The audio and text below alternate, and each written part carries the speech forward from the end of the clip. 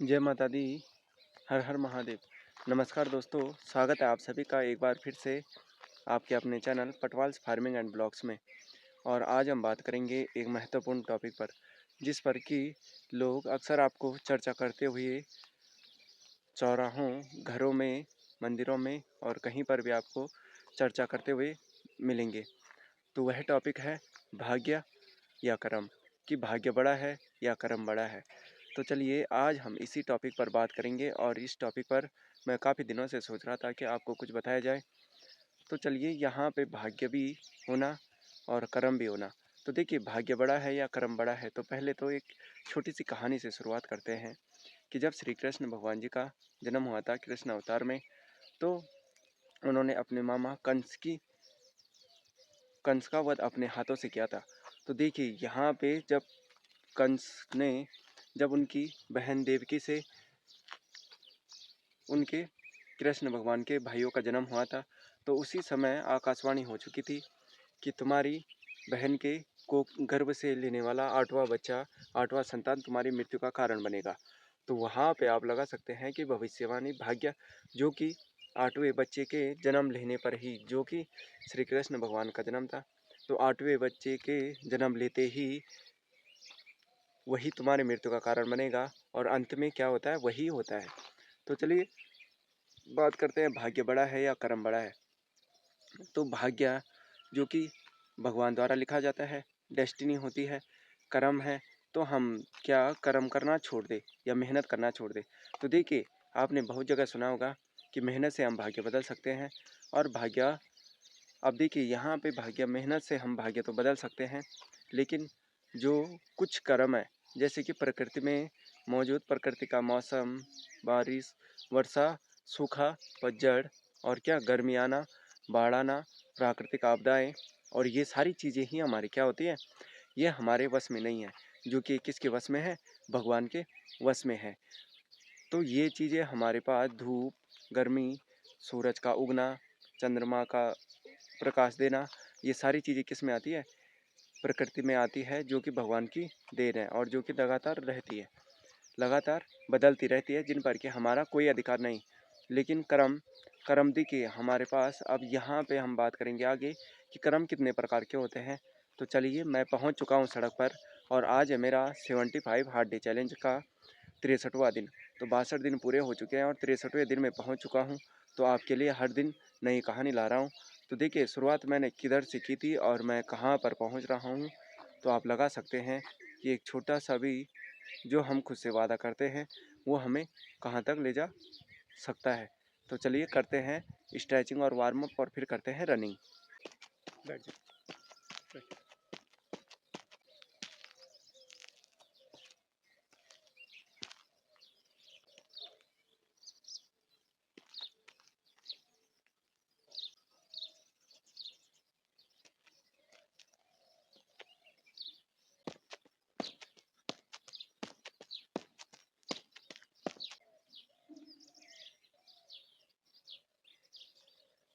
चलिए, तो रनिंग करने से पहले, आगे बढ़ने से पहले वार्म अप तो हो चुका है। बात करते हैं कि महर्षि कणाद जी ने कहा था कि जो भी हम कार्य करते हैं उसका असर हमारे प्रति, हमारे जो चक्र हैं उन सभी पर पड़ता है। तो यहाँ पे बात करते हैं साइंस के न्यूटन लॉ की, कि जहाँ पर क्या आपने सुना था कि क्रिया प्रतिक्रिया, जब हम किसी वस्तु पर अपना क्या लगाते हैं, प्रेशर लगाते हैं, तो वह वस्तु क्या होती है, गति में आ जाती है। अर्थात हम किसी भी कर्म को करते हैं तो उसके द्वारा हमारे पर भी क्या पड़ता है, प्रभाव पड़ता है। तो जब हम क्रिया करते हैं, प्रतिक्रिया होती है, तो उसका प्रभाव हमारे पर पड़ता है। तो श्री कृष्ण भगवान ने कहा था गीता में कि कर्मण्येवाधिकारस्ते मा फले सुखदा चना, अर्थात कर्म करते रहिए, फल की चिंता मत कीजिए। तो आप रिलेट कर सकते हैं कि सभी स्थितियों में किस प्रकार अलग अलग हमें जीवन में जीने के लिए क्या दिखाए गए हैं, कर्म करना, भाग्य और यही सारी चीज़ें जो कि हमारे जीवन को परिवर्तित करती है। तो चलिए, तब उसके बाद हम करते हैं क्या, कर्मों पर बात, कि कर्म कितने प्रकार के होते हैं। तो बढ़ते हैं रनिंग की ओर, सॉफ्ट की ओर।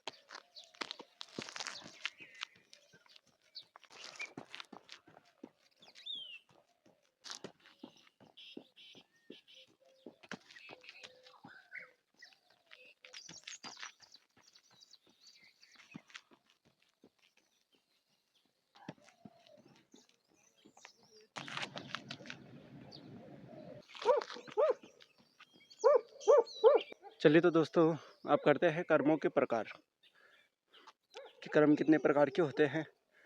वह होते हैं 3 प्रकार के: प्रारब्ध, आरब्ध और अनारब्ध।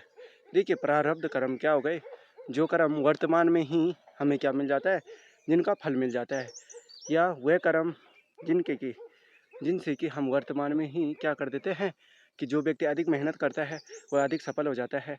तो प्रारब्ध कर्म वह कर्म होते हैं जिनका कि फल हमें क्या मिलता है? वर्तमान में ही मिल जाता है, इसी जन्म में मिल जाता है। जीवन में सफलता, सुख, दुख, ये सारी चीज़ें।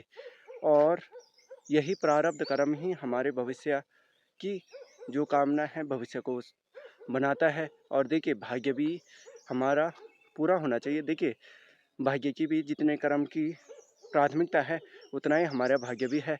अब देखिए, हम किसी फील्ड में मेहनत करते हैं, तो हम जब किसी फील्ड में 100% मेहनत करते हैं लेकिन हम फिर भी विफल हो जाते हैं।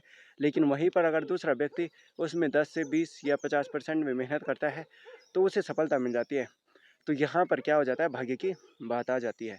और जैसे कोई बच्चा पढ़ाई में या किसी परीक्षा में क्या हो जाता है, कुछ ही अंकों से क्या हो जाता है? फेल हो जाता है। जबकि उससे कम बुद्धिमान बच्चा क्या हो जाता है? उससे अधिक जल्दी सफलता क्या कर देता है? प्राप्त कर लेता है। तो वहाँ पर भी हमारा क्या है? भाग्य जुड़ा है। तो मैं पहुँच चुका हूँ 100 काल में और यहाँ तक मैंने रनिंग कंप्लीट कर दी है। तो देखिए, मैंने बात की है प्रारब्ध। अब करेंगे दूसरा कर्म हो गया आरब्ध, और फिर क्या हो गया? अनारब्ध। तो आरब्ध कर्म क्या हो गए? जो कर्म देखिए, जिन कर्मों का हमने पिछले जन्म में किया था, और जो कर्म कि हमारा क्या करते हैं? हमारे सुख दुख, ठीक है, सभी कर्मों का फल सेम ही है। सभी में कुछ ही अंतर होता है: प्रारब्ध, आरब्ध और अनारब्ध। तो देखिए, प्रारब्ध हो गया और आरब्ध हो गया, तो यहाँ पे भी तीनों कर्मों में क्या है? एक चीज़ कॉमन है कि जो भी हम कर्म करते हैं उसमें हमें सुख और दुख का अनुभव होता है। सुख और दुख हमें अवश्य मिलता है, चाहे वो प्रारब्ध हो, आरब्ध हो और अनारब्ध हो।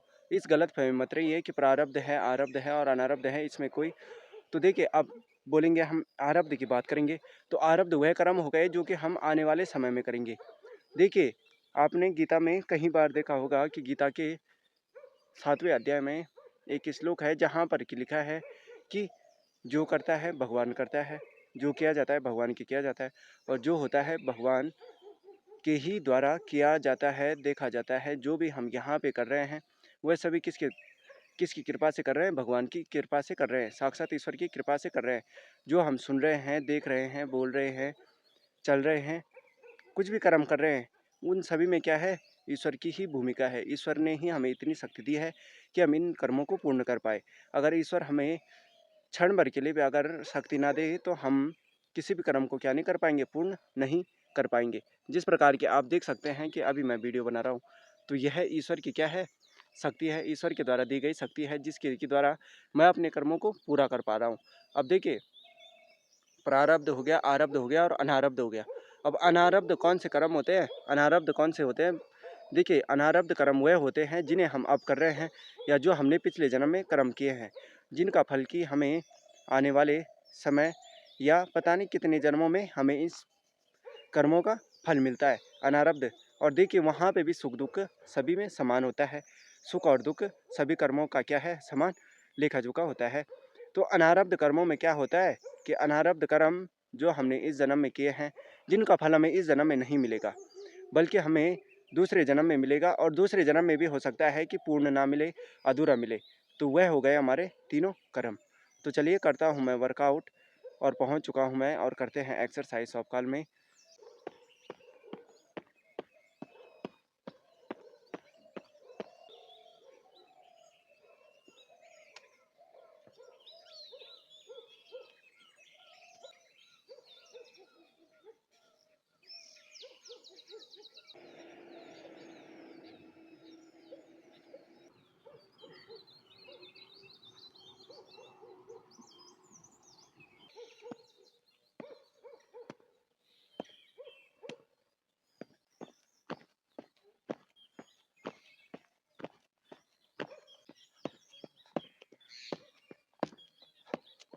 तो अब बढ़ते हैं आगे की ओर।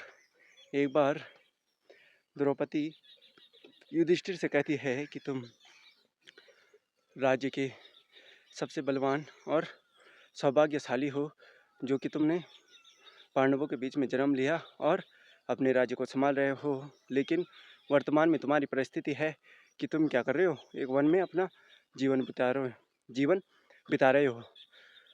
तो पूछा तो उन्होंने बोला कि यह मेरे सभी कर्मों, प्रारब्ध, आरब्ध और अनारब्ध सभी कर्मों का क्या है, फल है, और जो कि भगवान के द्वारा लिखा गया है, डेस्टिनी है। जो हमारे कर्म है उसी का हमें यहाँ पे क्या मिल रहा है, फल मिल रहा है। तो चलिए, मैंने वर्कआउट कर लिया है, अब करते हैं कुछ और बातें। तो बात ये है कि चलिए अब देखिए, जो हम प्रयत्न, अब यहाँ पे बात की जाती है कि प्रयत्न की, जब हम किसी परीक्षा के लिए तैयारी करते हैं, जब 2 से अधिक या जब कहीं किसी भी जॉब के लिए जब हम क्या करते हैं, एप्लीकेशन डालते हैं और जब हमारा इंटरव्यू होता है, तो वहाँ पे हमारे सामने क्या होते हैं, हमारे प्रतिद्वंदी बहुत होते हैं।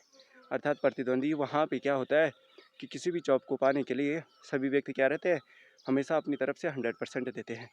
लेकिन वहाँ पे जो अपना 100% देता है वही उस जॉब को पा लेता है और उसी परीक्षा में वह क्या हो जाता है, पास हो जाता है। और फिर बात है कि जैसे एक स्टूडेंट जब परीक्षा देता है या परीक्षा में बैठता है तो वह बिना पढ़े उस परीक्षा में पास नहीं होता है। जब तक वह क्या नहीं करेगा, अपनी किताबों का क्या नहीं करेगा, अध्ययन नहीं करेगा, उस विषय के बारे में पढ़ेगा नहीं, तब तक वह उस परीक्षा में पास नहीं हो सकता। तो यहाँ पे तो फिर बात हो गई कि हमें कर्म करने चाहिए, फल की चिंता नहीं करनी चाहिए, और भाग्य हमारा पहले ही लिखा हुआ है। तो कुछ स्थितियाँ हैं, कुछ कार्य हैं जिनमें कि हमारा भाग्य कार्य नहीं करता।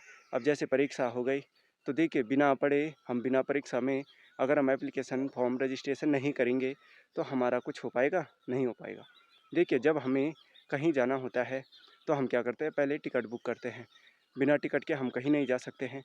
तो उसी प्रकार हम बिना पढ़े किसी परीक्षा में क्या नहीं हो सकते, पास नहीं हो सकते हैं।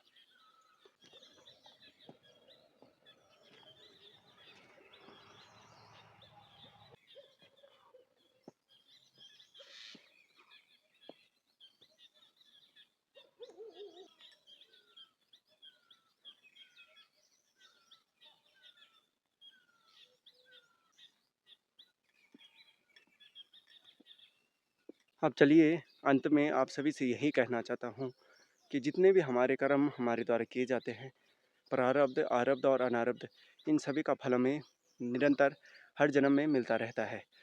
तो अंत में यह बात करना चाहता हूँ कि किसी भी धर्म या किसी भी जाति से अगर हम क्या करते हैं, जुड़े हैं, या किसी भी जाति से हम आते हैं, तो हमें अंत में किस में विलीन होना है, किसके पास जाना है, ईश्वर के ही पास जाना है।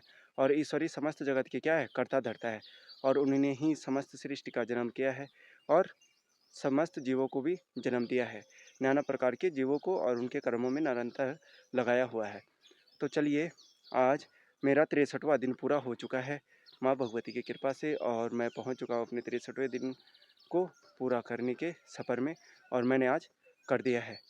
तो यही हमारा यहाँ पे क्या है, दृढ़ निश्चय है, और यहीं पर हम क्या कर रहे हैं, अपने दृढ़ निश्चय के ही कारण हम क्या बढ़ पाते हैं, आगे बढ़ पाते हैं, और हमें क्या मिल जाती है, सफलता मिल जाती है।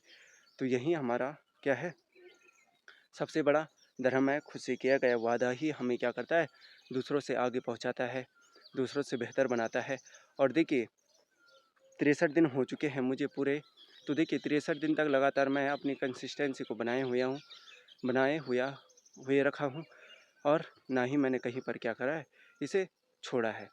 तो वहीं पर बात आती है, कंसिस्टेंसी, डिसिप्लिन, और ये सारी चीज़ें ही हमें जीवन में आगे बढ़ाती है। भाग्य भी है और हमारे कर्म भी है, सत्कर्म और अधर्म और कुकर्म। तो चलिए, आज का दिन यहीं पर समाप्त करते हैं। और अगर आप चैनल पर नए हों तो प्लीज़ चैनल को पहले सब्सक्राइब कर लीजिए और बेल आइकन दबाना मत भूलिएगा, जिससे कि आपको मेरी नई नॉलेजेबल वीडियो की नोटिफिकेशन मिलती रहे, और आप उसको देखते रहे और कुछ ना कुछ रोज़ सीखते रहे, और अपने जीवन को बेहतर और बेहतरीन बनाते रहे। धन्यवाद दोस्तों। जय जवान, जय किसान, जय माता दी।